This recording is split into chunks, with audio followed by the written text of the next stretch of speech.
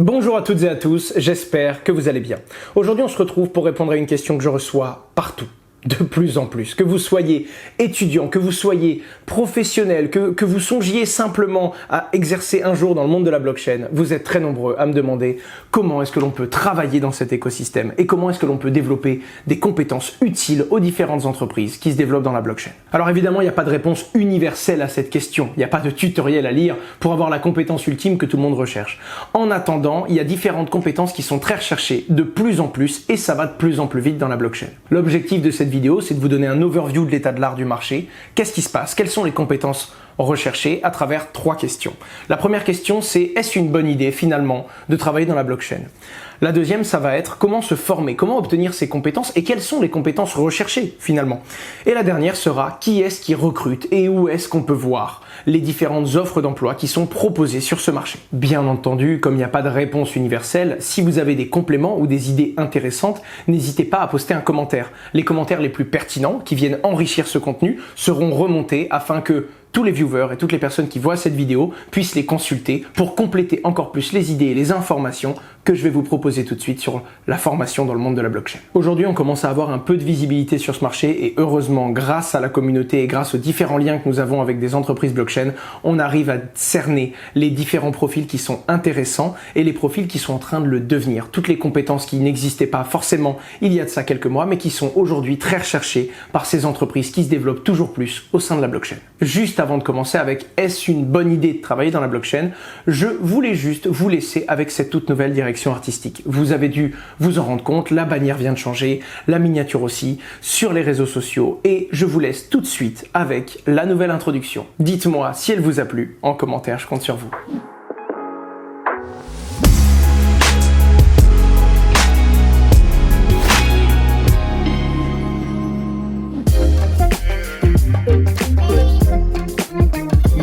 Alors, est-ce une bonne idée de travailler dans la blockchain? Alors, si on se base sur les chiffres et si on se base sur la demande, oui, il y a de plus en plus de demandes et donc forcément quelqu'un qui a des compétences et qui appréhende bien le monde de la blockchain pourra être utile à différents types d'entreprises et son profil sera relativement recherché.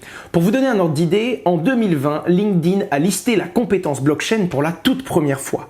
Elle n'était même pas dans les différentes listes de compétences qui étaient recherchées par les entreprises.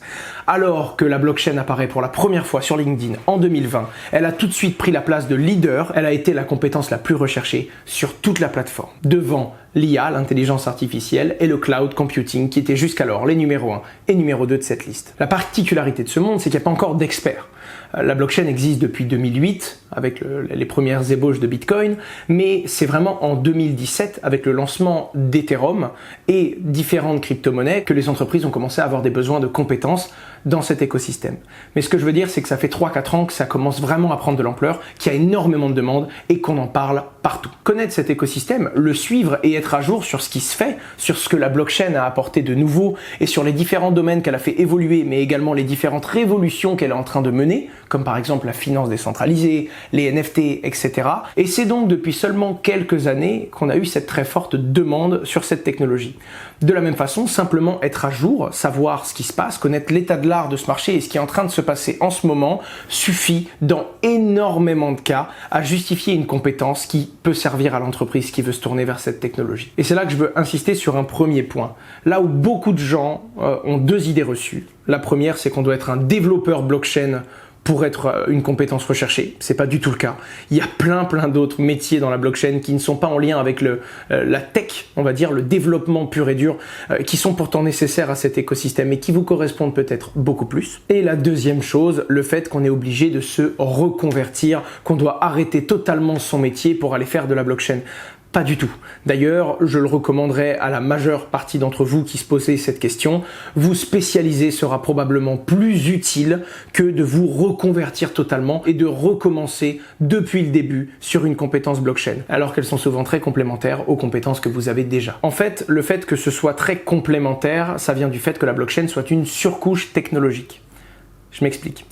Les gens confondent généralement les compétences blockchain et les entreprises blockchain. Ce n'est pas la même chose. Il y a des entreprises traditionnelles qui ont besoin de compétences blockchain et il y a des entreprises blockchain qui ont évidemment besoin de compétences blockchain, mais pas que. Elles ont également besoin de compétences traditionnelles, que ce soit commerciales, que ce soit du marketing, que ce soit pour gérer l'entreprise, etc., etc.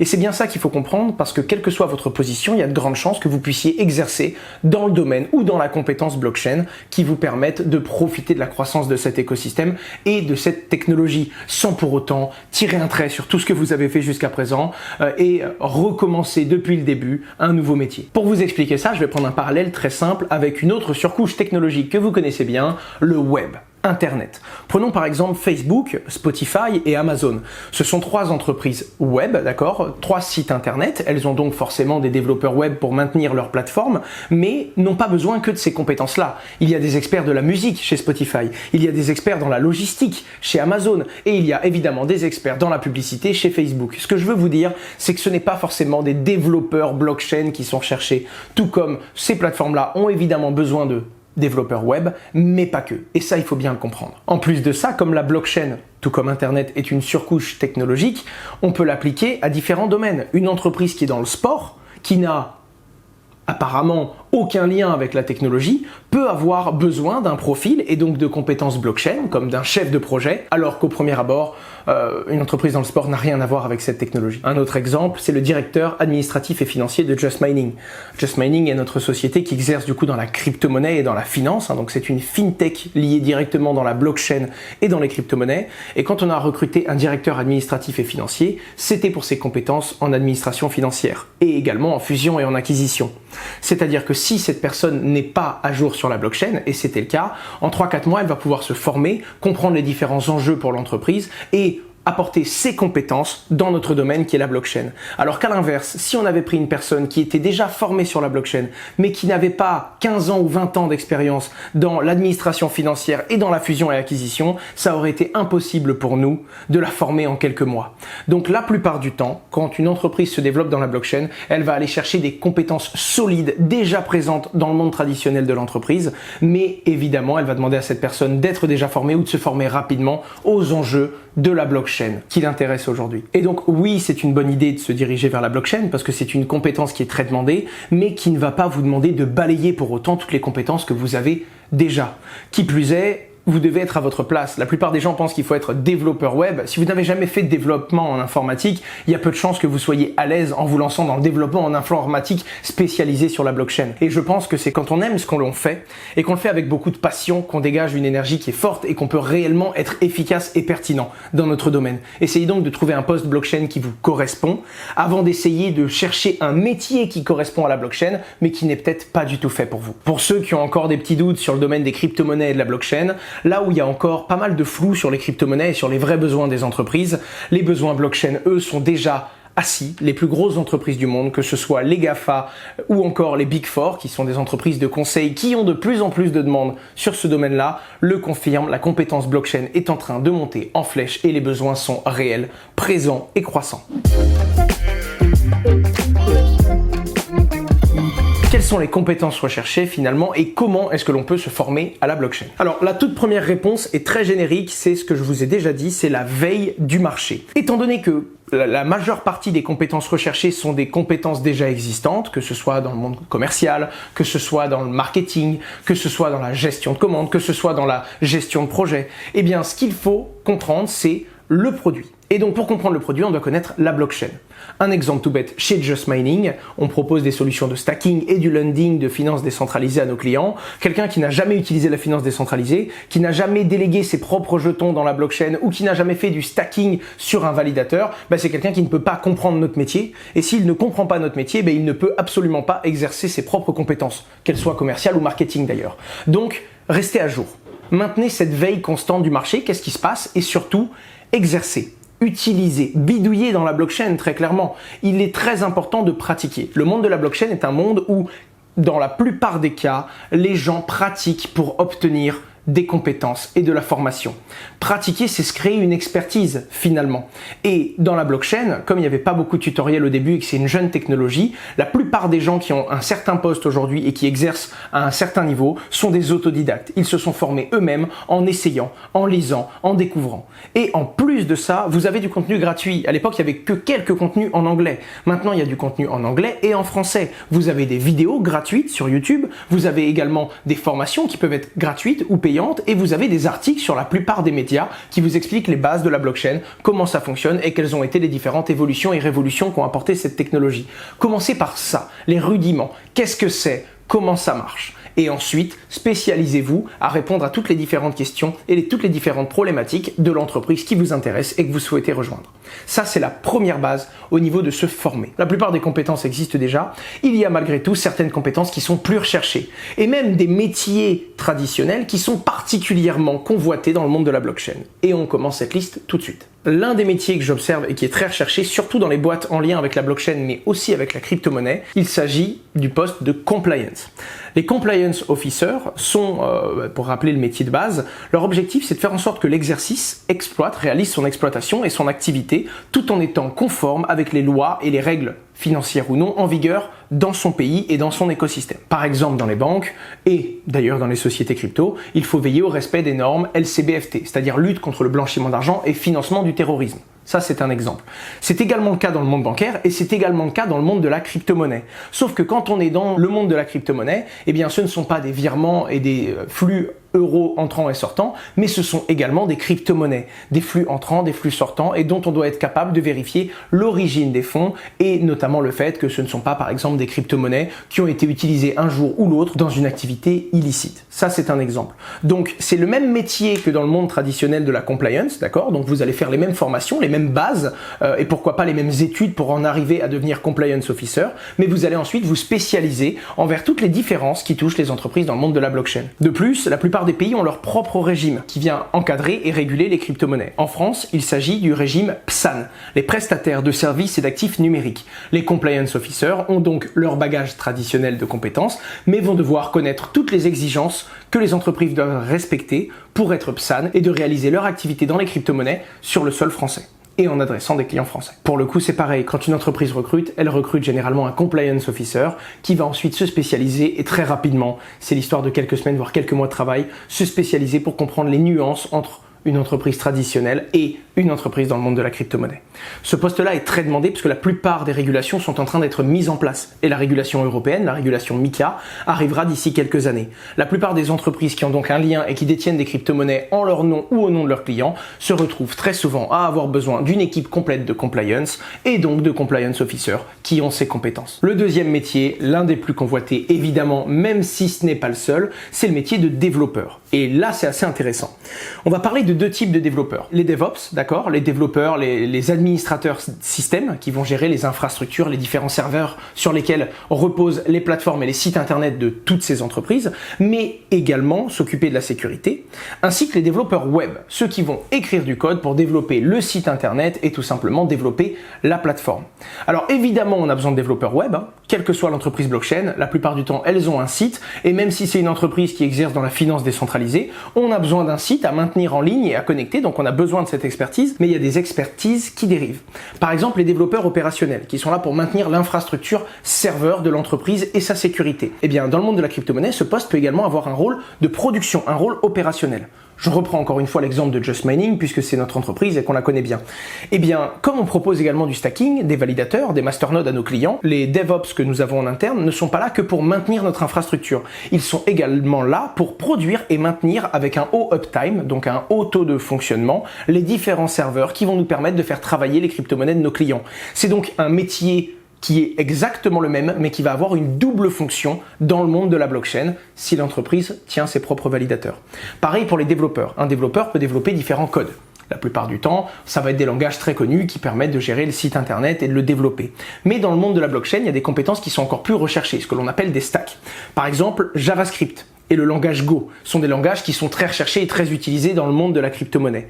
Et on peut même zoomer sur des compétences qui sont purement blockchain, comme par exemple la compétence Solidity, qui est un langage de code Ethereum qui permet de développer des smart contracts par exemple, ou encore Substrate, le langage de Polkadot.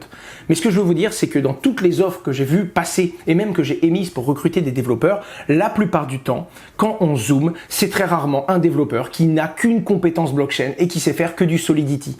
De la même façon, même quand c'est une compétence blockchain en particulier, on se retrouve à avoir besoin d'autres compétences plus traditionnelles et donc c'est toujours plus simple d'avoir un développeur qui arrive avec des compétences solides dans les langages de code les plus connus et les plus utilisés, avant même de zoomer sur sa spécialité blockchain. Alors, je voudrais juste vous parler de formation à ce moment-là précis de la vidéo avant de continuer la liste des quelques jobs vraiment très recherchés. Beaucoup de gens pensent qu'il faut payer une formation pour obtenir de la compétence. Je suis pas forcément d'accord. Déjà, il faut faire attention parce qu'il y a des bonnes et des mauvaises formations, qu'elles soient gratuites ou qu'elles soient payantes. C'est pas parce que vous payez que c'est une bonne formation, déjà, faut le savoir. Et ensuite, maintenant, il y a beaucoup de contenu gratuit. Et surtout, je vous l'ai dit, pour moi, l'une des meilleures formations, c'est la pratique. Essayez. Globalement, si vous voulez aujourd'hui apprendre à coder en Solidity, vous allez pouvoir trouver des petits tutoriels et des petites formations gratuites un peu partout. Je ne voulais pas recommander de formation à proprement parler parce qu'il y a de tout sur Internet, très clairement, du gratuit, du payant. Je recommande fortement les bases gratuites pour déjà savoir si ça vous plaît avant d'engager des fonds, mais je vais quand même citer une formation payante. Cette formation, c'est celle d'Alira, qui sont assez bien connus en France et qui sont l'équivalent d'une école blockchain, très clairement. Ils ont même été déjà jusqu'à proposer des formations en présentiel. Il y a des formations asynchrones où en gros vous allez payer votre formation, vous allez avoir du contenu et un suivi, donc quelqu'un qui va répondre à vos questions, vous fournir des vidéos, vous fournir des tutoriels et vous apprendre étape par étape pour vous emmener d'un point A à un point B.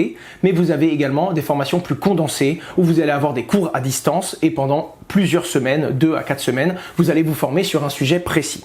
Il y a des formations avec Alira qui touchent les chefs de projet, les consultants blockchain, que je vais aborder juste après, ou encore les développeurs blockchain. Il y a même des formations sur la finance décentralisée, par exemple. Donc c'est assez ciblé et c'est un moyen d'aller très rapidement d'un point A à un point B quand on veut partir des bases et obtenir une compétence. Malgré tout, ce sont des formations qui sont assez chères, qui peuvent coûter plusieurs milliers d'euros, puisque c'est une formation dans le cadre professionnel. Et c'est pour ça que je vous en parle, pour la simple raison que, premièrement, vous pouvez utiliser vos crédits de formation. C'est-à-dire que si vous êtes actuellement en CDI dans une entreprise, vous avez sûrement cumulé et cotisé pour avoir un crédit de formation. L'objectif n'étant pas que vous payiez ça de votre poche, mais que vous utilisiez ce crédit de formation pour avoir le droit à cette formation gratuite ou du moins couvrir une partie des frais de la formation avec vos crédits. Je vous mets dans la description un lien du gouvernement qui vous permet de regarder votre compte formation et voir si vous êtes éligible et quel budget vous avez pour vous former gratuitement. À ce moment-là, vous pourrez souscrire à la formation et utiliser ces budgets pour vous former. De la même façon, vous vous doutez bien, j'ai négocié une affiliation avec Alira. C'est pas sponsorisé dans le sens où ils ne m'ont pas payé pour en parler dans la vidéo, mais c'est un entrepreneur français que je connais depuis longtemps, que j'apprécie beaucoup et surtout qui a accepté pour la première fois de faire une réduction et un kickback aux gens qui utilisaient mon code. L'objectif, ce sera de vous faire obtenir un remboursement de 350 € à la fin de la formation. C'est-à-dire que si vous la réalisez, quand elle est terminée, et si vous êtes satisfait et donc ne demandez pas un remboursement, à ce moment-là, vous obtiendrez un équivalent de cashback de 350 € sur la formation que vous aurez pris. Je vous mets le lien d'Alira dans la description, il y a peut-être une formation qui vous correspond. Et sinon, ne l'oubliez pas, il y a du contenu gratuit qui vous permet de vous former déjà sur Internet. Vous n'êtes pas obligé de dépenser de l'argent. Mais bon, si jamais ça fait partie de votre compte formation, autant utiliser ces budgets pour former les citoyens français à la blockchain. En tout cas, c'est mon point de vue. Alors, dans les autres compétences, du coup, je reprends ma liste, il y a les chefs de projet. Alors, chef de projet ou consultant blockchain, c'est à peu près les mêmes termes. Ça, c'est un poste qui va être assez recherché de partout. Quelle que soit l'entreprise, du coup, une entreprise traditionnelle mais qui a un projet blockchain, elle va avoir besoin d'un chef de projet qui comprend la blockchain et qui va être capable de dire si c'est utile ou non d'utiliser la blockchain et si oui, où est-ce qu'elle est la vraie valeur ajoutée. L'objectif n'est pas simplement d'utiliser la blockchain pour utiliser la blockchain. L'objectif, c'est d'utiliser la blockchain à un endroit où c'est réellement utile et où ça apporte de la valeur que l'on ne pouvait pas retrouver avec une autre technologie ou du moins différemment. Ça, c'est assez intéressant parce qu'on peut le retrouver partout, dans une entreprise qui est directement liée à la blockchain ou non. C'est une formation assez généraliste et vous aurez besoin, quoi qu'il arrive, de bien connaître l'écosystème et d'avoir une veille constante des évolutions en général de cet écosystème. La plupart des autres compétences ne sont pas des compétences qui sont propres à la blockchain et ce sont donc des dérivés ou des spécialisations. À savoir qu'il y a pas mal de demandes sur des poste bien particulier dans le monde de la finance, parce que quand on crée sa crypto-monnaie, on a besoin de tokens métriques et on a besoin, on va dire, d'intelligence financière pour pouvoir mettre au point les métriques de notre crypto-monnaie. Encore une fois, généralement, la plupart du temps, ce sont des profils financiers qui sont dans le monde traditionnel ou dans les institutions financières, qui vont ensuite bien comprendre la blockchain et son fonctionnement et qui vont être capables de développer cette expertise. Petit conseil, si vous êtes étudiant, allez faire des stages dans des boîtes blockchain. Déjà parce que si vous aimez la blockchain et par exemple, encore une fois, le monde du sport, vous pourrez trouver une entreprise dans la blockchain et dans le monde du sport. Donc vous ne vous priverez pas, même si la blockchain, c'est pas fait pour vous finalement. Ensuite, je vous l'ai dit, la meilleure formation, c'est la pratique. Quand vous allez arriver dans une entreprise, vous allez naturellement être obligé de comprendre ses besoins et comprendre le service qu'elle propose. Et donc, naturellement, vous allez vous mettre à jour et comprendre les réels enjeux et l'intérêt de la blockchain au milieu de tout ça. Si je vous dis ça, c'est parce que déjà, il y a plein de gens qui ont postulé chez Just Mining en tant que stagiaire alternant, pareil chez Descoin, et la plupart des boîtes blockchain recrutent. En plus de ça, c'est un monde qui n'a pas vraiment de frontières. Il y a énormément de projets qui ont des équipes qui sont totalement en remote, qui sont totalement en télétravail. Il y a des équipes qui ont une partie de leurs équipes aux États-Unis, une autre en Asie et une autre en Europe. C'est vraiment très particulier comme monde et à peu près toutes les entreprises sont à l'écoute parce qu'elles ne recherchent pas particulièrement un CV et une grosse expérience, mais elles recherchent des gens qui sont compétents, qui comprennent les vraies problématiques et les vrais besoins de l'entreprise et qui sont capables de répondre intelligemment à ces besoins. Donc on va être beaucoup plus à l'écoute de la compétence qu'à l'écoute du CV, bien que ça peut paraître choquant parce qu'en France, on est quand même très regardant de l'expérience et du parcours qu'a déjà eu la personne, même des fois plus que les compétences qu'elle a aujourd'hui. Et ce qui est pour moi un peu dommage. De la même façon, vous pouvez rejoindre des associations. Je pense notamment à Cryptosphère en France, association étudiante qui est clairement un vivier de choix pour la plupart des entreprises. Quand on sait que ces étudiants sont en plus de leurs études intéressés par le monde de la crypto-monnaie et vont en plus de ça pratiquer, créer du contenu sur ce domaine-là et donc être à jour sur tout l'écosystème, c'est naturellement un endroit où on va aller chercher des profils quand on a besoin de staffer nos équipes. On l'a déjà fait et on le refera avec nos entreprises blockchain. Donc n'hésitez pas à vous tourner vers des organisations ou des associations qui vous permettent en plus de votre activité actuelle de vous intéresser et mine de rien de développer des projets sur cette technologie. Qui que vous soyez, parler anglais est toujours un plus, sachant que dans le monde de la blockchain, c'est très mondialisé, l'anglais c'est vraiment la langue la plus utilisée et si vous parlez anglais et en plus de ça français, ce sera très utile même pour une entreprise française qui veut se développer à l'international et dans le monde de la blockchain généralement ou même dans le monde de la finance décentralisée, on est très vite confronté à des entreprises de tous les horizons, donc c'est toujours un plus. Pour finir, que ce soit pour un emploi ou que ce soit pour un stage, insistez sur votre lettre de motivation. Comme je viens de vous le dire, il n'y a pas que votre expérience qui compte, c'est vos compétences actuelles et votre compréhension réelle de ce qui se passe. Maintenant, tout de suite. Le fait, l'usage. On le dit, c'est drôle parce que c'est le même parallèle pour les projets dans les crypto-monnaies. C'est bien beau d'avoir une super technologie, mais finalement ta crypto, elle sert à quoi? Quel est son usage? Eh bien, c'est exactement ça qu'on va chercher dans les profils. C'est bien beau d'avoir une super belle expérience, mais globalement, qu'est-ce que tu sais faire aujourd'hui? Est-ce que tu as compris quel était notre besoin? Et c'est pour ça que les entretiens et les lettres de motivation sont très importantes parce que ça permet réellement d'avoir un feeling avec la personne et en gros de savoir, bon, est-ce qu'elle comprend ce qu'on fait et les besoins qu'on a ou est-ce qu'elle a juste vu blockchain, elle est intéressée, elle a postulé chez nous, mais on va devoir la former et on va perdre un temps fou. Sachant que la blockchain en plus a un niveau de croissance phénoménal, moins on a à former les gens, plus ils peuvent être opérationnels rapidement, plus l'entreprise va performer. Alors, je sais que on est dans la partie comment se former et je veux parler des formations de trading. Alors déjà pour moi se former au trading, c'est pas se former au monde de la blockchain et des crypto-monnaies, pas du tout. C'est quelque chose de totalement à part. Là moi je vous parle bien d'une compétence, la blockchain en tant que compétence métier technique. Le trading de crypto-monnaie, c'est encore autre chose. Pour moi, c'est une compétence de trading. Donc déjà, il faut juste faire attention, le trading, c'est quelque chose de compliqué. De la même façon, la plupart des traders perdent de l'argent. Il faut le savoir.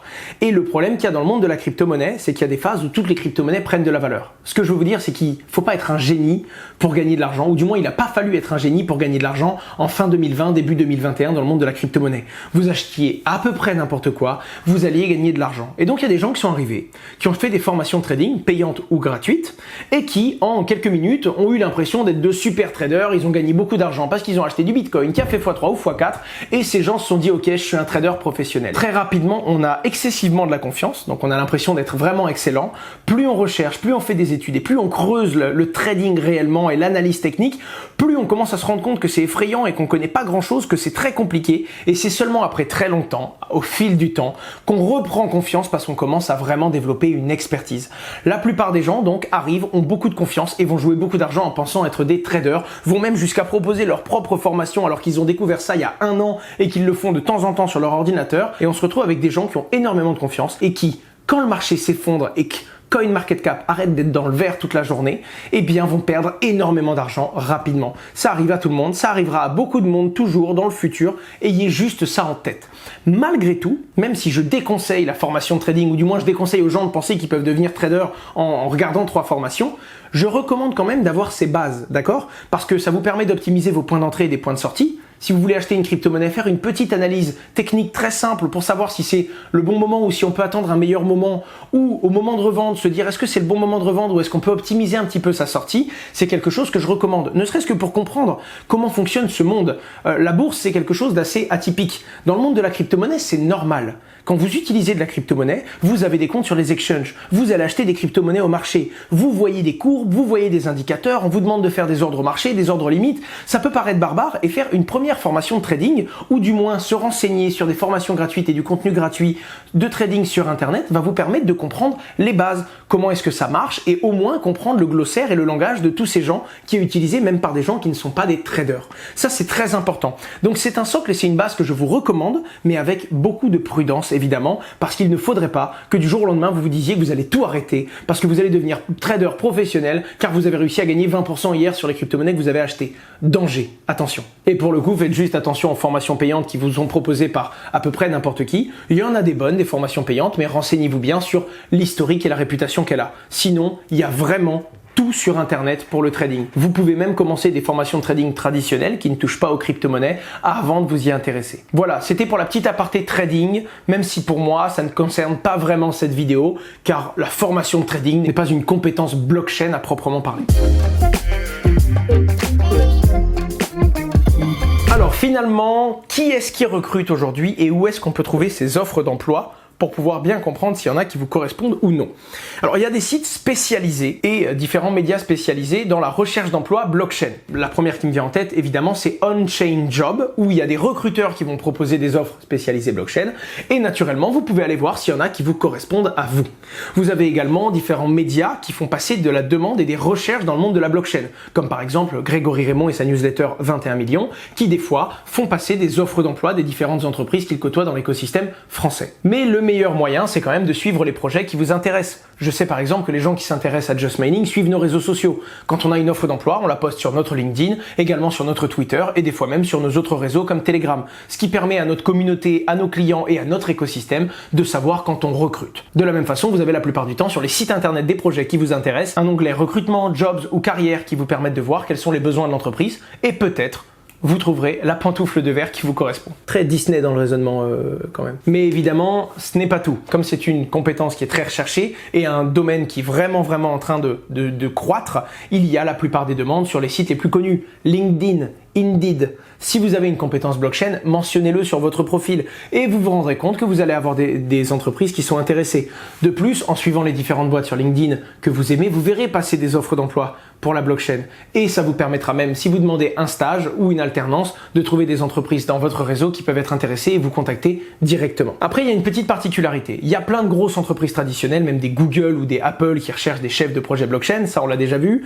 Il y a beaucoup d'entreprises qui ont des questionnements sur ce sujet et qui, ne serait-ce que pour se renseigner, sont en train de recruter et de former leurs équipes en interne. Mais si vous voulez rejoindre un projet blockchain, la plupart du temps, vous vous rendrez compte que c'est une start-up. Bon, start-up, tout est dans le nom, ça commence et ça monte très rapidement. Même des grosses entreprises comme Binance sont en réalité des start-up, du moins sur le modèle. C'est-à-dire que ça a été très vite. Binance compte aujourd'hui plus de 2000 personnes en full-time, alors que l'entreprise date depuis 2017, en moins de 4 ans. Et évidemment, ces entreprises-là vont recruter énormément et très rapidement, que ce soit en compliance parce qu'ils sont en train de se réguler partout, mais ils vont avoir besoin de commerciaux, ils vont avoir besoin de staffer leurs équipes commerciales, ils vont avoir besoin de staffer leurs équipes d'acquisition parce qu'ils rachètent plein de projets dans le monde de la crypto-monnaie, ils vont avoir besoin forcément de traders et de financiers parce qu'ils ont des produits financiers du genre et donc ils ont besoin d'optimiser tout ça, etc., etc. Ils ont besoin de toutes les ressources naturelles d'une entreprise, mais de personnes qui connaissent leurs produits. Naturellement, si vous voulez postuler chez Binance, quelle que soit votre compétence aujourd'hui, vous pourrez, je pense, trouver des offres d'emploi qui correspondent. Encore faut-il être le meilleur parce que vous allez vous confronter à d'autres personnes qui veulent ces places et surtout, La moindre des choses, c'est de connaître la plateforme que vous voulez rejoindre. Quelqu'un qui veut rejoindre Just Mining et qui a même pas essayé de se créer un compte ou de comprendre ce qu'on vendait, ça va être très compliqué pour lui. Même si on lui demande pas d'avoir une expertise complète dans la blockchain parce qu'il pourra l'avoir rapidement à nos côtés, s'il sait même pas de quoi on parle et qu'il a même pas utilisé notre profil, ça va être compliqué. Donc moi, ce que j'aime bien quand je m'intéresse à des profils blockchain, c'est vraiment d'aller voir en fonction de l'entreprise qui recrute, voir les profils qu'elle propose et évidemment utiliser la plateforme avant de recevoir la personne. Je vais pas vous mentir non plus, j'ai pas beaucoup recherché d'emploi, mais je sais que les personnes que nous recrutons sont la plupart du temps des gens qui sont bien à jour sur ce que l'on fait et sur ce que l'on propose en tant qu'entreprise. Et quelle que soit l'échelle, c'est tout le temps les mêmes ratios. On peut prendre Just Mining, aujourd'hui c'est à peu près 80 personnes dans l'écosystème complet, on a différentes entreprises, il y a également Descoin et d'autres boîtes dans la tech, et bien 50% de nos effectifs sont arrivés dans les 18 derniers mois.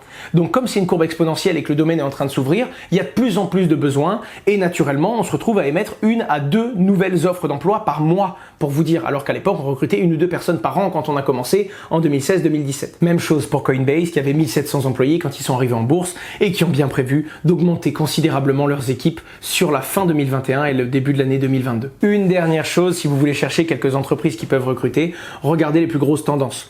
Toutes les entreprises dans la blockchain ont la même problématique, l'hypercroissance. Quand vous avez un projet, une idée qui est pas mauvaise, qui est bien menée, mais qu'en plus de ça, c'est votre écosystème qui explose, très très vite, vous avez beaucoup de moyens et vous manquez cruellement de ressources humaines. Et donc là, vous devez recruter à bras-le-corps, rapidement. Et le recrutement, c'est quelque chose qui est très dur. C'est chronophage, ça demande beaucoup d'attention pour recruter les bons profils et les erreurs se payent très cher. Surtout quand on est en France, parce que quand on a pris quelqu'un en CDI, c'est très clairement un engagement long terme qu'on prend avec quelqu'un, contrairement à certains pays où on peut embaucher et virer comme bon nous semble. Ce qu'il faut bien comprendre, c'est que du coup, les entreprises se précipitent parfois. Et à ce moment-là, si vous faites bonne impression et que vous êtes déjà prêt et déjà capable de montrer vos compétences, vous pouvez très rapidement trouver votre place. Je ne vous parle même pas des entreprises qui vont se tourner vers un de leurs employés qui comprend la blockchain pour répondre à des questions, puis qui à un moment ont tellement de demandes qu'elles finissent par prendre cette personne et lui dire écoute, on va créer un pôle blockchain en interne, tu vas être le gérant de ce pôle blockchain, puis ensuite on va te donner des budgets, tu vas recruter des gens, parce que toi tu peux recruter des bonnes personnes qui ont des compétences blockchain, nous on n'est pas capable de les détecter. Et des fois ce sont même pas les pôles de ressources humaines qui vont recruter les profils blockchain pour vous dire, mais c'est bel et bien cette personne qui avait des compétences. C'est arrivé à énormément de boîtes, même des grosses boîtes françaises, qui aujourd'hui se retrouvent avec quelqu'un qui était avant l'un des maillons de l'entreprise et qui se retrouve aujourd'hui à la tête d'un pôle et qui gère une équipe d'une dizaine de personnes. On peut prendre également le parallèle de KPMG qui a racheté Blockchain Partner, les équipes de Claire Balva et qui se retrouve aujourd'hui à conseiller pour KPMG toutes les entreprises qui ont des besoins sur la blockchain. Regardez donc bien les tendances, même les crypto-monnaies qui explosent le plus. Des fois derrière il y a des fondations. Ces fondations ont souvent de gros besoins de recrutement si leur crypto-monnaie prend beaucoup de valeur rapidement.